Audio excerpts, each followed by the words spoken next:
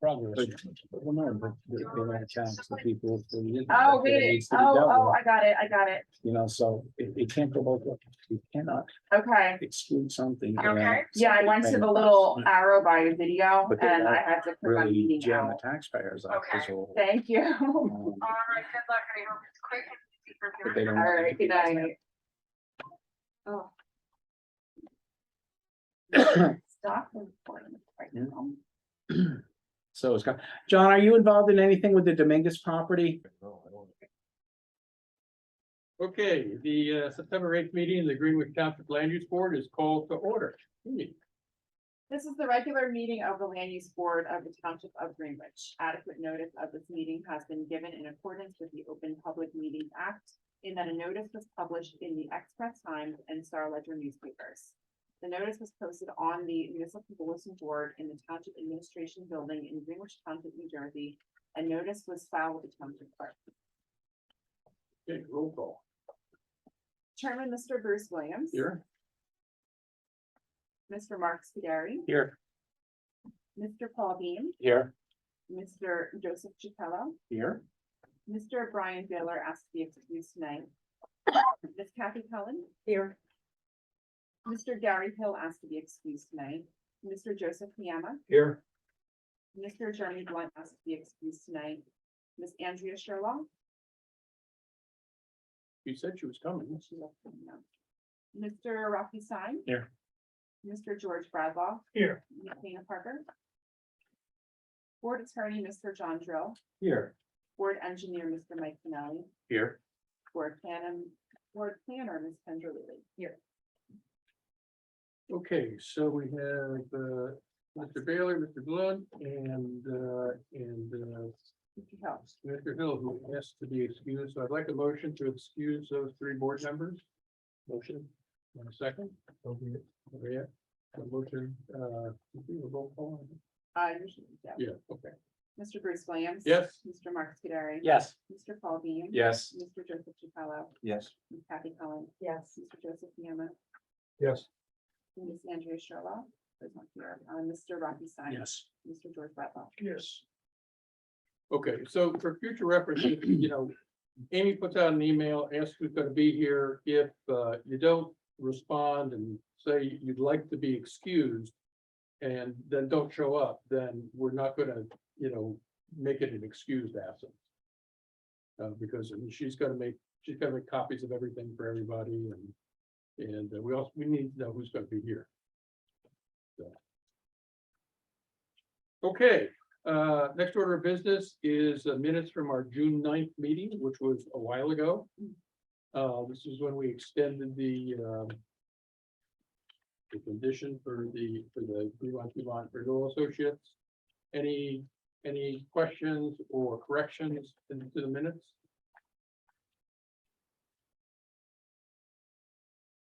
See none, then I'll entertain a motion to adopt the minutes as written. I'll make that motion. Second. Rocky Stein. Rocky Second. was not at the meeting. Oh, he was not at the meeting. I'll second it. Okay. Mr. Bruce Williams. Yes. Mr. Paul Beam. Yes. Mr. Joseph Chapello. Yes. Ms. Kathy Cullen. Yes. Mr. Joseph Niema. Yes. Okay, so we have no applications, but Mr. Canelli, do we expect to have any in the near future? I would say yes. There are two applications that I'm sure you folks have seen the reports on and they go to you. One is More Energy, which is the asphalt plant solar project. And the other one is the bolus application for the residential lot on Route 173, corner 173 and Maple. Both were incomplete for different reasons. But That close out? yes, the More Energy might be a little further away, but that's a little bigger project with more professional help, let's call it that. So yeah, there's a very good possibility that next month we might have two applications. Okay. No promises from me anyway. All right, so our next thing is our workshop on the redevelopments. Oh, Sorry. Forgot something. We all stand for the flag salute. I pledge allegiance to the flag of the United States of America and to the republic for which it stands, one nation, under God, indivisible, with liberty and justice for all. Sorry, Madam President. Okay, workshop redevelopment study, I'll send it over to Kendra. Okay, thank you, Mr. Chairman. So yes, we have a redevelopment study. I think you all may have copies of it. It's prepared July 18th. We revised it August 18th. That's really more of an internal date. This is in draft form currently. It's not been published. And the workshop is really to go through the salient points. I'm not going to go through every single page. I do want to share my screen and just kind of run through the high topics of this. I think this may be one of the first times that this board may have gone through the redevelopment We process. did have another We redevelopment did. for the old school. Okay, so It's very, been a while. very similar to that. So when you're asked by the governing body to do an area need of development study, it is the first step into potential future redevelopment. So there are specific things that we go through for the redevelopment and housing law.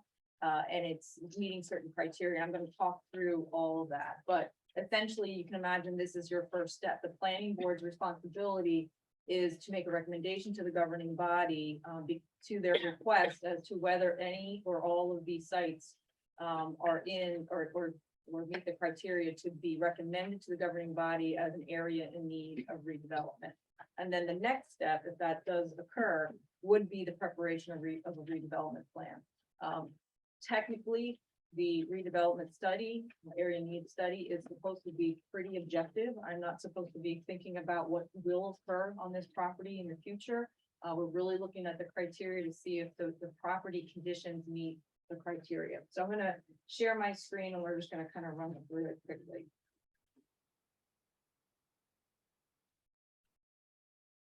Okay, so I'm starting out on page 1.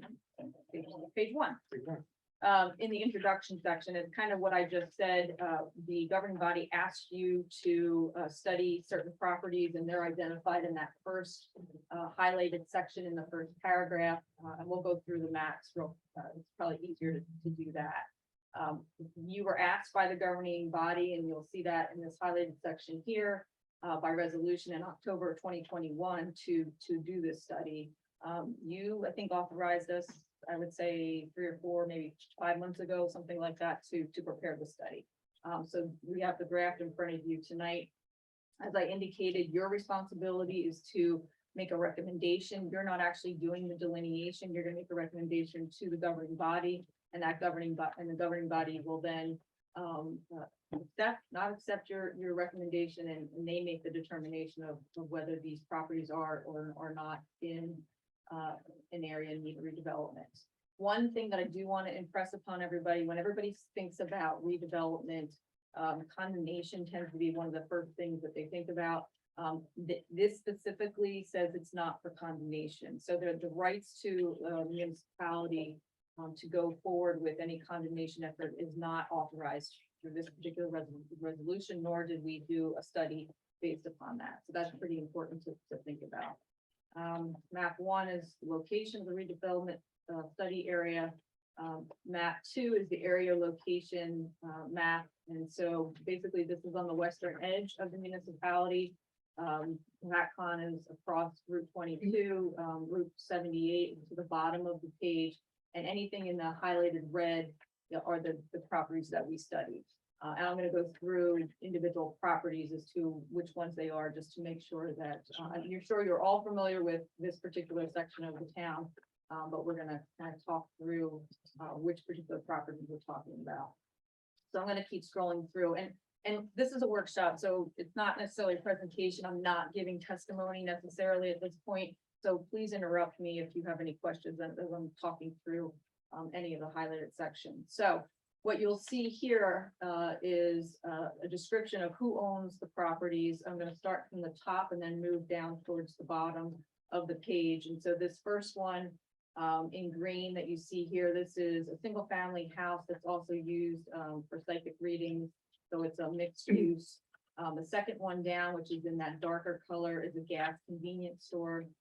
In the purple is a motel, which I put as vacant, but I actually went by tonight and looked in, and there were several cars there. Oh, yeah, it's not vacant. It's Yeah. fully It occupied. just looks, It's actually more of a residence than it is a hotel. okay, so, it's not vacant, but it is a motel. It's a multifamily residence? No, I think it's just long-term, right? yeah, something like, Okay. In front of that is the IHOP. Further down on the page, the township owns the property that I'm pointing to, which is, sits in front of the Target, parking lot or Lowe's parking lot. And then we have a car wash that's in front of that. There's a small little piece, this triangular piece here, which is, really just a vacant, piece of property, very, very small. The purple is an antiques and assets business. It's an old stone farmhouse or stone house. And then along this area is a couple of vacant parcels, but then there's an older commercial building that seems to be vacant itself. So that's the area in need that we're talking about. These are the particular properties that we took a look at. The next page, which is 6, goes through our descriptions of the properties. That goes on to 7 and on to 8. I'm just gonna kind of skip over that. We do a land use analysis. This is based upon the mod 4 data. We look at the different classes through the mod 4 data, which is tax information. That's based upon state tax information. And so you'll see it, as I just talked about, there is a public piece of property, which there is a buried between vacant commercial and a residential mixed use in this particular area. I'm gonna scroll down. This particular map is the mod 4 land use classification. It's only pertinent to back up the mod 4 data as far as what's vacant, commercial, residential, and public property. And then this really talks through the land use land cover, not really important to what we're talking about. There are no environmental constraints on any of these properties, meaning that there is no wetlands, floodplain, steep slopes, wetland buffers, anything like that. So they're pretty clear sites, and that would make sense because most of them are developed, and we wouldn't necessarily deal with a lot of environmental conditions. Current zoning in this area is the B2 district. This particular section of the report, page 15, goes through with the B2 district permits. There's a wealth of different uses that are permitted within this B2 highway business zoning district. We show what that looks like as far as where the B2 zoning district is. We talk a little bit about planning context, and I'm not necessarily going to get into this too much. We really have to look at what the land use plan element says and the reexamination plan says. While the reexamination plan, the last one that you all looked at, doesn't necessarily target these areas for redevelopment, there is some language in the land use plan element that supports the idea of updating design standards, discouraging sprawl development, providing limited non-residential growth. The Warren County Strategic Growth Plan also provides some language that would support redevelopment of this type of corridor. I think the New Jersey State Development and Redevelopment Plan, while old, has this area in the suburban planning area, which is planning area 2, and generally the planning area 2s of the state really are meant for redevelopment. So new development, redevelopment. There's existing infrastructure, meaning the roadway. You have water and sewer, but you have the infrastructure that supports new development and redevelopment, and that's why the state plan supports the idea that that's where new or redevelopment should occur. Specifically, the Highlands Planning Area plan, which this particular area is in what's known as the existing community zone. That specifically starts talking about the guidance of redevelopment and new development into the existing community zone. And that's, to promote compatible development and redevelopment. And I think one of the other things I wanted to highlight was that it really is to accommodate regional growth and development needs through the reuse of redevelopment of previously developed areas and to encourage, again, redevelopment in this particular area. So more planning backup for, and I'll tell you why in a second when we get to the criteria. It's important that we kind of put this out there as far as why we're saying from a planning perspective, this is smart growth, is the redevelopment of these parcels. So the main piece of the study starts on page 21. These are the redevelopment designation statutory requirements. There are 8 of them. And when we do an area need study, we have to look at each particular piece of property and determine if at least one of this criteria, it could be more, that would be applicable to each individual parcel. So what you'll see here is, again, there are 8 of them, and I will talk through them when we get to each individual parcel. Typically, you will see that D criteria, which reads areas with buildings or improvements which by reason of dilapidation, obsolescence, overcrowding, faulty arrangement or design, lack of ventilation, light and sanitary facilities, excessive land coverage, a whole host of things. If that is a pretty broad criteria. Typically, when I do an area need study, we tend to look at the D criteria. With some of these properties, because of their condition, we believe that A criteria is met along with B criteria because we have some vacant and discontinued use of some of these buildings, as well as D criteria. And so what we will do now is kind of get into the meat of the analysis. So the A criteria, as I just indicated. Yeah, to the chart. Yep. Good idea. So as Mr. Drill is suggesting, move it along. Which I will. Yeah, we can go back. Actually, you know what I want to do? So this is the summary of the redevelopment analysis, and this is on page 34. This basically gives a table of all the individual lots that we're studying. And then you can work across each of the columns, the criteria that it satisfies is checked off.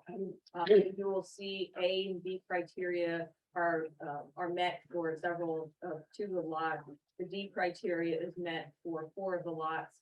The H criteria, which is the smart growth criteria, in our opinion, is met for all the lots because this entire area is what's known is in a smart growth area, both by the Highland standards, the town standards, as well as the regional standards for the county and the state. There's this other section or this other column that says needed for effective redevelopment. While there's a part of the law that says while a lot doesn't necessarily meet a specific criteria, it is needed for the effective redevelopment of other parcels. We can utilize that and put that into it. And that could be a small piece of property that allows for access to another piece of property. So those are things that we looked at, and we found that at least 2 of them are needed for the effective redevelopment of the entire area. The best map to look at, honestly, is the page 35. This is a graphic visual of the lots and how they meet the criteria. Our analysis is pretty involved in these sections before this, but this is the summary of basically our findings. So what we have found is you will notice, I'm going to start with the A, B, and D criteria. So this is the obsolescence, it's the not the vacancy of use and the dilapidation of certain structures. And what you will see is that towards the bottom part of your page here, block 38, 1, 2, 3, and 4 all meet the A, B, and D criteria. So that's the kind of the first area. And as you all probably are aware, this particular section of the corridor, you do have vacant properties or vacant buildings. You have overgrown vegetation. You have a lot of outside storage that's not, that's kind of just willy-nilly about. And so we felt that the criteria, I felt that the criteria met was found on these properties. In the blue is where the D criteria is met. So that includes this motel which is in various, stages of disrepair. It looks like it's in the midst of construction, but it's been in the midst of construction for several years based upon, aerial photos as well as, Google Maps. And then lot 37, 1, which is down a little bit further, also meets the D criteria. The rest of it, generally across the board, we have said in the entire, all of these parcels meet the H criteria, which future redevelopment would make sense, of these parcels if that is something that, the township, wanted to implement. Doesn't necessarily mean they have to be redeveloped, but they have been found, to meet the H criteria. And then finally, you have the IHOP, which meets the needed for effective redevelopment. And you say, well, what does that really mean? Well, because this is completely surrounded by this motel site, which has met the criteria, it would make sense for the effective redevelopment of that larger piece of property that that IHOP property would be considered needed for the effective redevelopment of the overall parcel. So our conclusion is my conclusion is based on the assessment that this redevelopment study, it is concluded that the entire area is designated as an area in need of redevelopment, but it's non-condemnation redevelopment.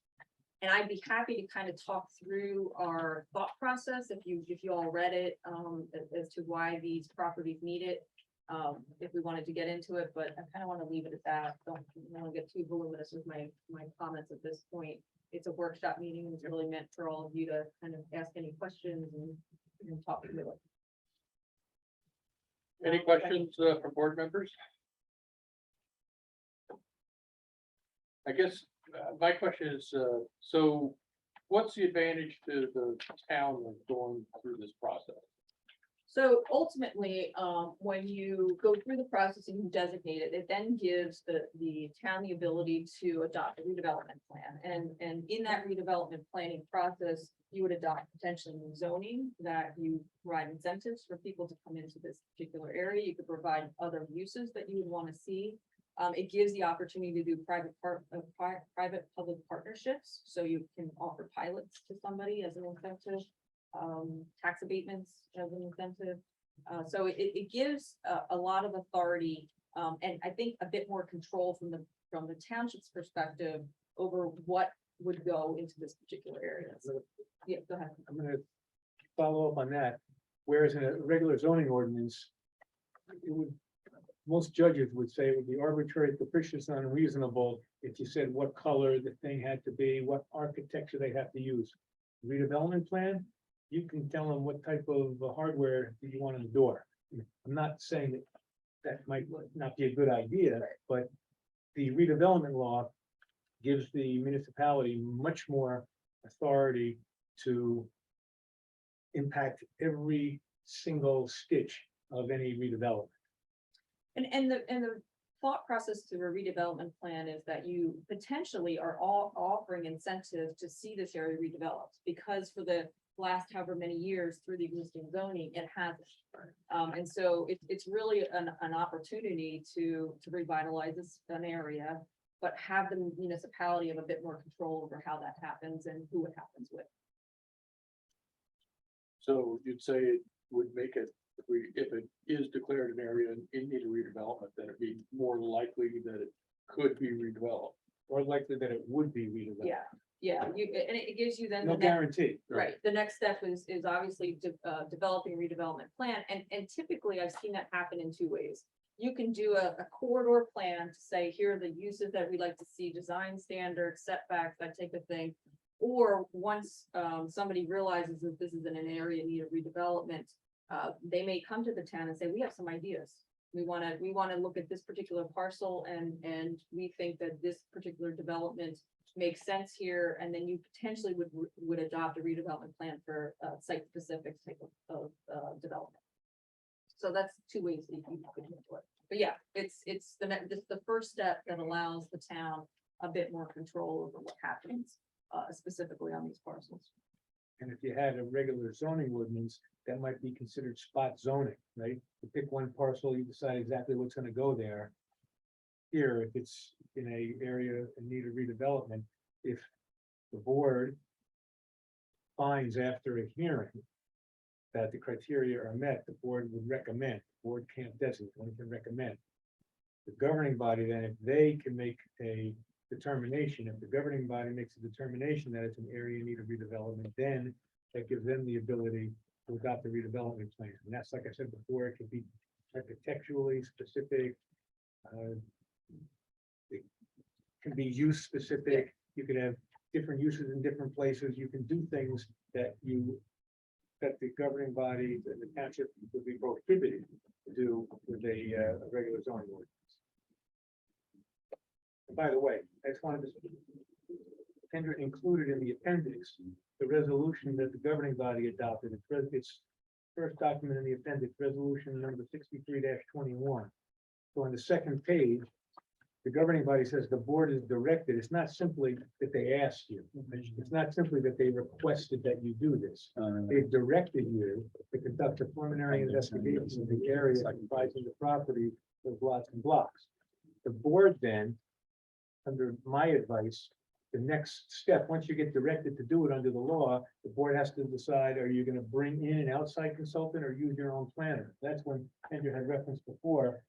The board said, we want our planner to do it. So this report that Kendra had prepared was because the board basically told her, do the report because the governing body told us that we got to do this investigation. So here we are. And here we are, we're doing a work session on this just before you get to a public hearing, because the public hearing, unlike a public hearing on an application for development, right? There's, under the municipal land use law, the applicant has to send out a notice to all owners within 200 feet, at least 10 days before the hearing, and they have to publish a notice in the paper.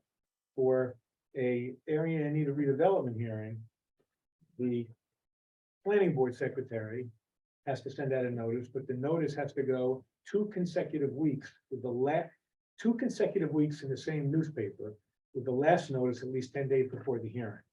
So before it gets to a hearing, the board, Kendra and I, we discussed this with Bruce, we figured, you know what, if anyone has any questions or anyone has any issues or concerns that you want Kendra to address, let's do it in a work session, because once you get to the public hearing, this is, Kendra just gave you the summary version. She's going to be put under oath, she's going to testify, she's going to go into detail.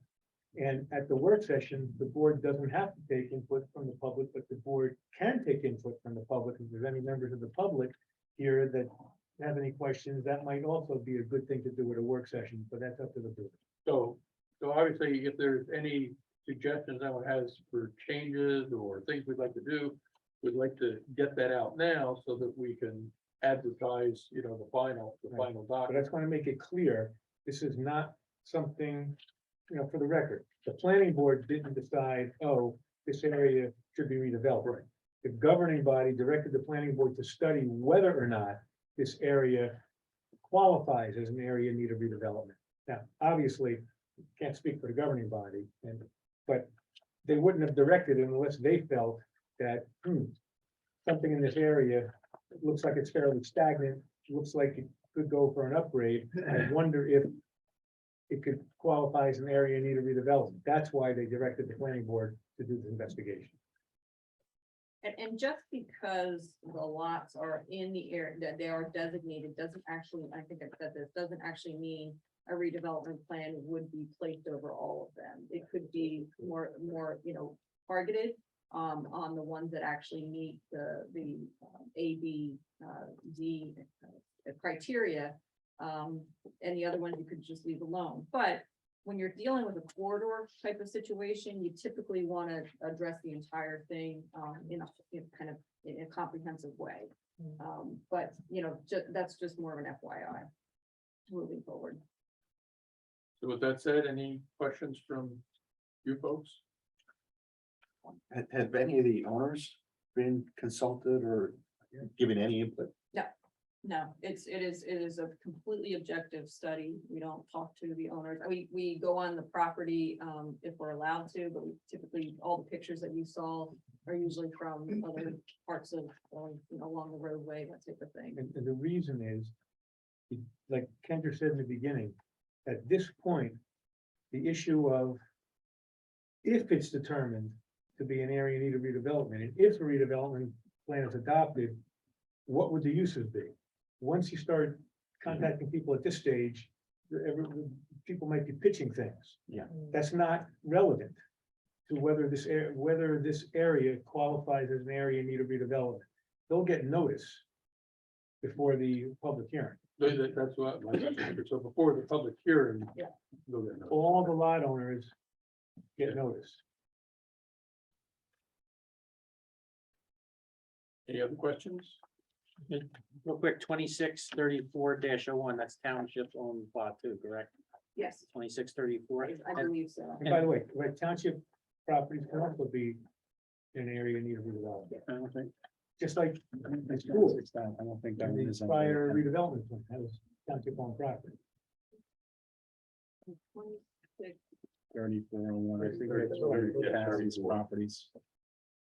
I think maybe the town only owns one of the 34. 2634, the town owns, right? Yeah. That's the 263401. Lowe's, right? Isn't that Yeah, one of the yeah.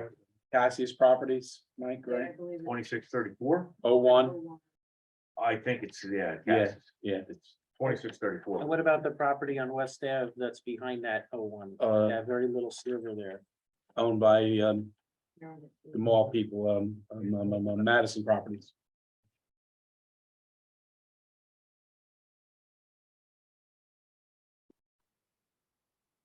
passes, yeah, passes owns. It's like the 34 one. Since we've got members of the public here, do you folks have any questions? I'm more interested in That's understanding, why. assuming that you go through all Yeah, this there's and stupid questions. the area is designated officially as an Area area in in need of need of redevelopment. What is the likely next step? What's in the real world, what's gonna happen next? So it's up to the governing body. It's their choice. They can ask us to put a redevelopment plan together. And create a new zoning for this area and hope that somebody comes forward and some of the property owners are interested in working with us, or there's a developer interested in developing a property. Or we can wait and see if somebody's interested in starts to maybe put a contract of sale on one of the properties and then comes to the town and says, I want to do. What do you think? And the other thing is, the governing body, if they want to do a redevelopment plan, they have two options. They can either do it themselves with the planner, or they can tell the planning board to do it with the planner. My preference is always let them do it themselves with the planner. Because then the planning, it's still a zoning ordinance, so the planning Right. board will then deal with the consistency review. Right. If they go forward with doing a redevelopment plan. Okay. Somewhere along the line, seems like somebody should make, is this whole exercise likely to result in a positive outcome for the Well, put it this municipality? way, it can't result in a negative outcome, Right. okay? No, but But it's, To you're answer your going, question, who knows? Yeah. You never you're, in the know. meantime, excuse me, professionals, but you're running the professional's clock. Correct. Yeah, but we're making it more likely that some redevelopment can Right. happen. We're making it easier for a redevelopment to happen. You're giving an And getting some control over it too. Yeah. correct. Okay, I mean, I understand that, it's just sort of like, Think of it as an investment. Yeah. The town is investing in the future potential of redevelopment versus just kind of waiting for private forces to look at our, at the ordinance and say, so, let's do that. so what happens if you come up with a great plan? And the people that own the motel say, I'm not interested. Unless you do it with condemnation, you can't Yeah. require anything. Okay, And this is non-condemnation, in my opinion, is the better way to go. oh, yeah, so, But if it's non-condemnation, you can't require Mhm. someone to develop their property. just, You could put all the carrots you want, Mhm. but you're not allowed to use a stick.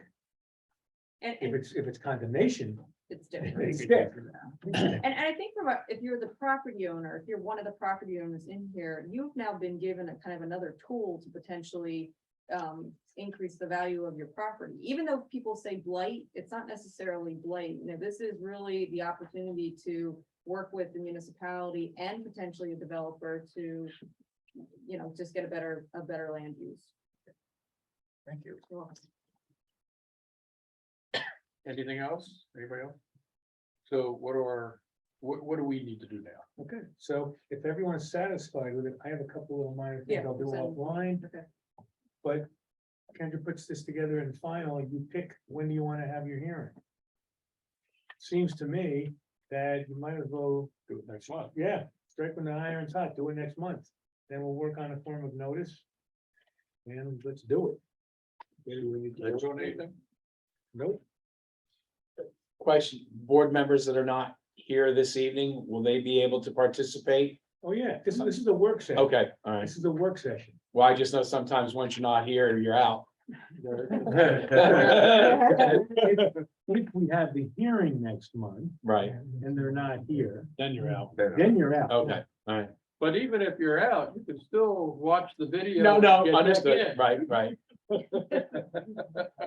And if any board members aren't here, have them, and they have questions, Well, you'll have them. it's call. better than that. This is being recorded. True, yeah, so that, If anyone that's not here wants to see the work session, ask Amy, she can send them a link. it's on the And then website.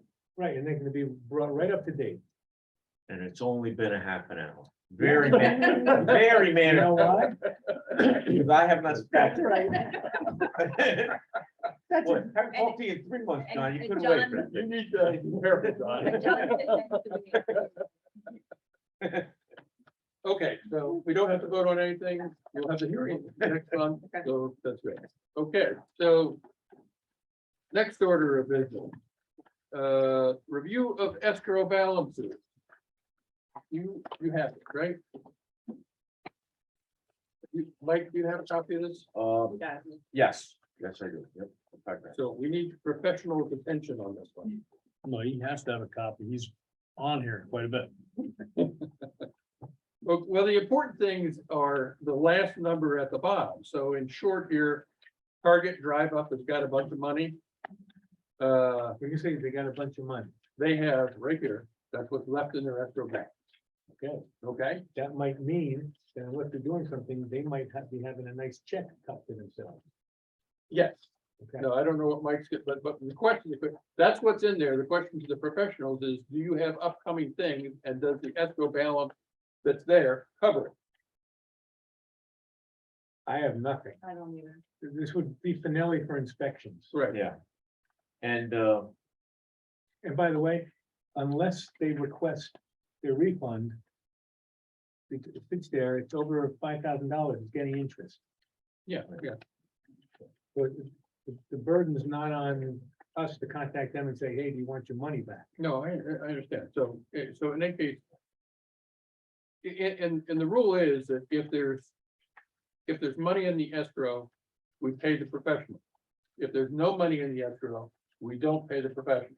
Right. Okay, so, That's the general rule, unless you, like, you know, you're 5 months out and the professional. Well, left holding the bag, then sometimes the municipality. well, yeah, holds I the money and understand, sues them. but But that's you why, wanna that's say- why we're having the conversation now. Right, that's why you've got these nice balances in there, so that.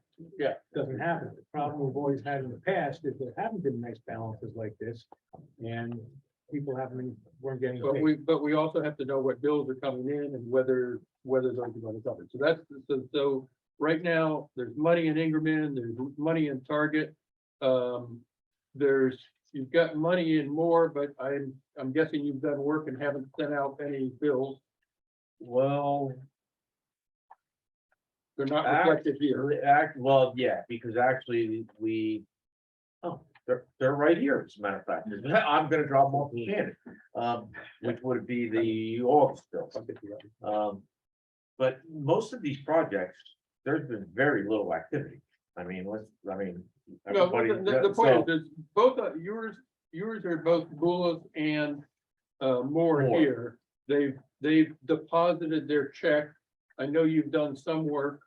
And so the real question is, if the work you have done is more than what they've got in there, then we need to know so that the CFO can notify the applicant that they're gonna need to deposit more money.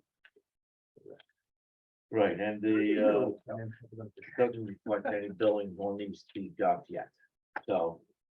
What is this one? Oh, Target rooftop. Right, so this one That's is the down goal. to zero, They're closed. presumably they're They're- closed out. Yeah, Yeah. is that all closed out, Mike? Yes. Okay. All right, any questions from board members about the escrow? This is a new format from the CFO, I like it. Just look, and not only does the format look good, the way I see it, but the healthy balance it also looks good. I will let her know. So that's her. Yeah. You've seen how the town didn't handle this before. Okay, This is amazing. next item of business would be COA update. Is there a COA update? Yeah, there is a COLA update. If you look at the minutes from the June meeting, I gave a COLA update. And Paul Bean asked me to give the update of the current status of the Petrucci site. What that ended up happening was I appeared virtually to tell them what was happening or not happening with it. And then a subcommittee was formed of Lisa, myself, Mike. And then we got the eminent domain attorney, the appraiser on the line. From that call, we got action, and I don't know, Mike, if you saw, I saw finally the formal appraisals.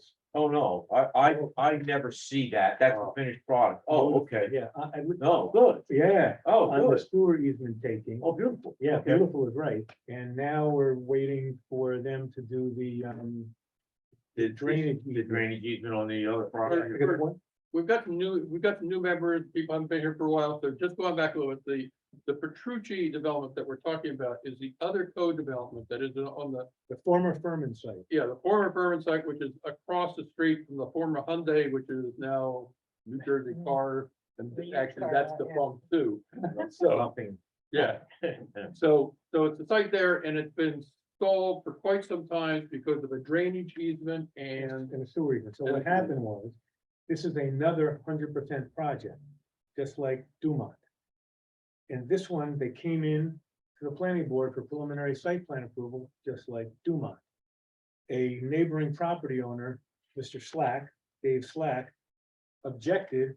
Well, first of all, we knew that there was gonna be an issue with the sewer, so we knew about that. We didn't know about that there was gonna be a problem with a storm drainage easement that Slack owns over the old prior Furman property. In fact, it cuts. It doesn't bisect it, it cuts on an angle. And unless that's moved, the buildings can't move. And so Mr. Slack objected. And there was a meeting of the Petrucci's engineer, Slack's engineer, and the township engineer, Mike Pinelli. And they came up with a plan that would do it, but Mr. Slack pulled the plug on that, and he basically wanted a rezoning of his property to allow warehouses in exchange for moving the easement. So the township told him, we're not interested in that. And so we then set in motion, taking by eminent domain, the stormwater drainage easement so that the township could then move it, leaving it on the Furman property, but putting it around the perimeter.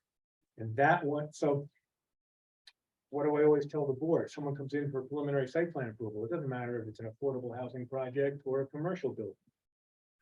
I told the board, you can't grant preliminary site plan approval. Obviously, you have to have all the ordinances satisfied, right? Unless you grant variance. But unless the 4 essential elements of a development are satisfied. Water, well, that was satisfied.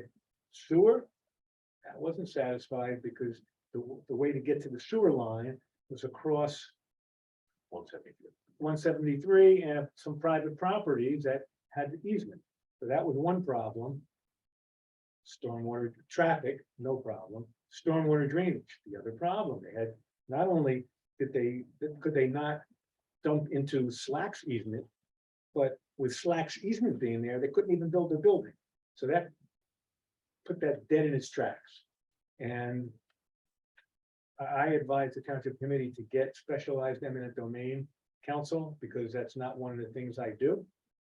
It's not one of the things the township attorney, the then township attorney did. I think the new township attorney actually does it, but I guess they're so deep in with the eminent domain attorney. So they finally, after literally, Long time. I'm not gonna say months, Well, no, Year. way Year. months, yeah. they finally got the 2 inch worth of appraisals on the sewer easements, and hopefully shortly they'll have the appraisals on the taking the stormwater easement. And why do you have to take them? You have to take them and you have to pay just compensation for it. Now, the just compensation for taking the sewer easements is not gonna be a lot of money. Which obviously the people that have those easements are gonna contest that, but under the statute, you have to give them this appraisal and give them, I don't know if it's 10 or 20 days to try to negotiate bona fide good faith negotiations, then you can file the eminent domain complaint. The minute the complaint is filed in the Superior Court, the township takes it, the rest of the case is how much money. So there's actually, since the last time, you asked me before the meeting, and I was like, no, nothing's going on. Like, I had a brain freeze. So there was a lot going on since June. Okay, Anything I any missed? questions on No, COA stuff? So, I have a question, but it's not related to our current code.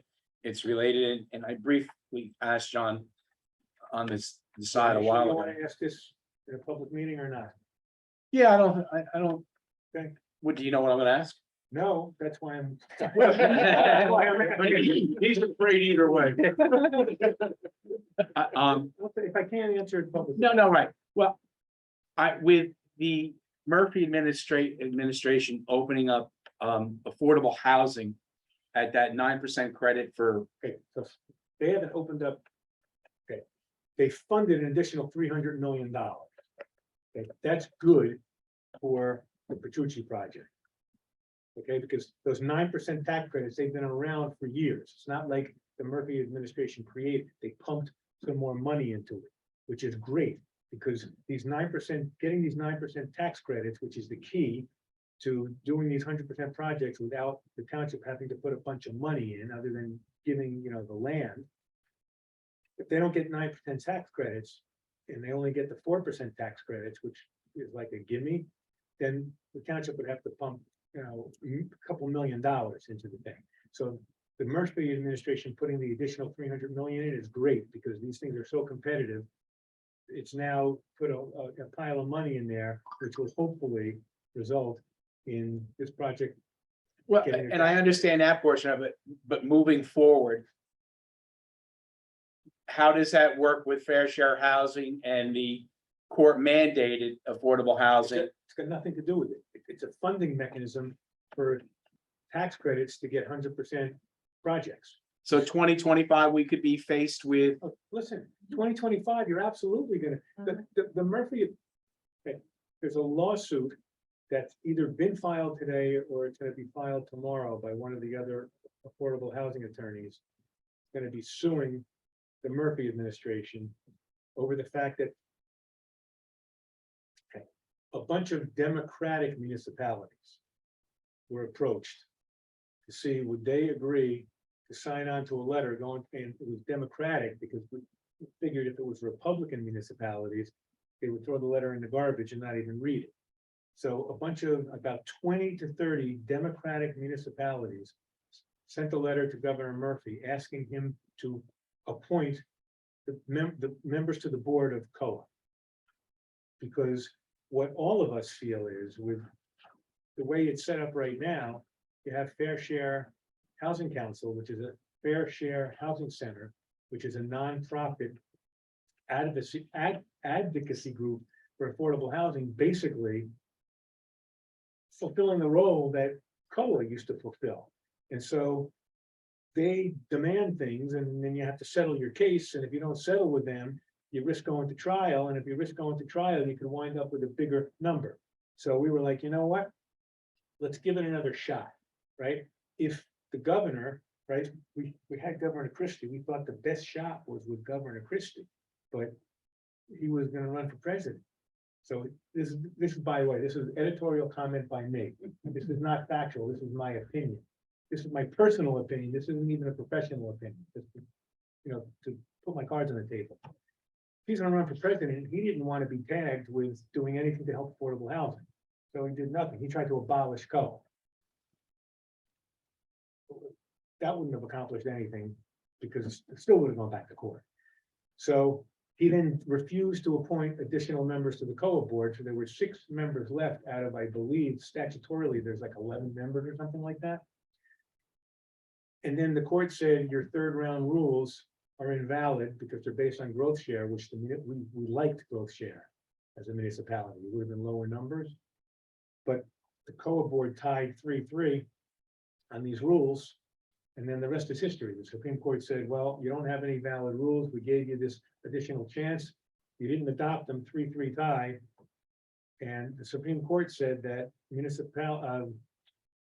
we're not abolishing COA, but we are, It's a more of but they're more of an agency, and they said we are dispensing with the COA administrative process. Everything's going back to court.